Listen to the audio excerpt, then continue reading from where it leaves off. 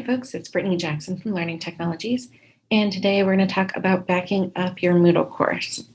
So here I am in the Moodle playground again. I had turned editing on already, so it's red up here. But I want to go, for backing up my course, I want to go to this gears. And then under course settings here, there's this option that says backup. Any materials you've got in here, you could include the grade history if you wanted, or the course logs, just so you had reference to it if you wanted it. And once you've decided what you want to back up, I typically tell people to uncheck the include enrolled users unless you are looking to save that course for a particular reason.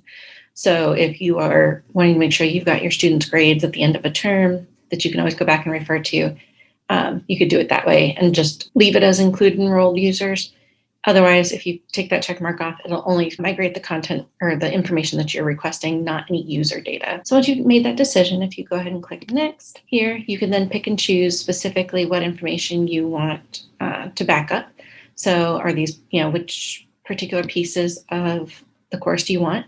Most of the time, everybody wants all of these, so I would just leave them all checkmarked. But anything you don't want, you just go ahead and uncheck.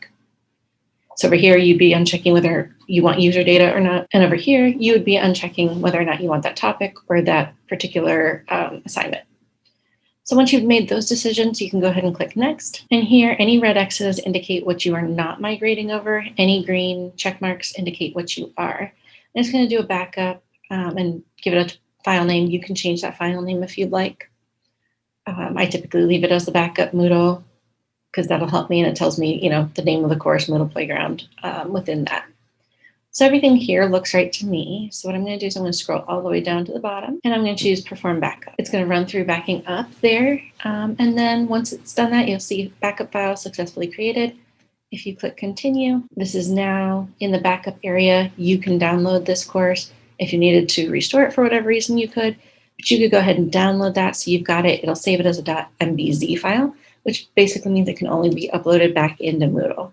So knowing that will be helpful. And then if you're ready to restore, if you've already downloaded it, you can always grab it from wherever you've saved this file, drag it and put it into this choose file and hit restore, and it'll restore that course back for you.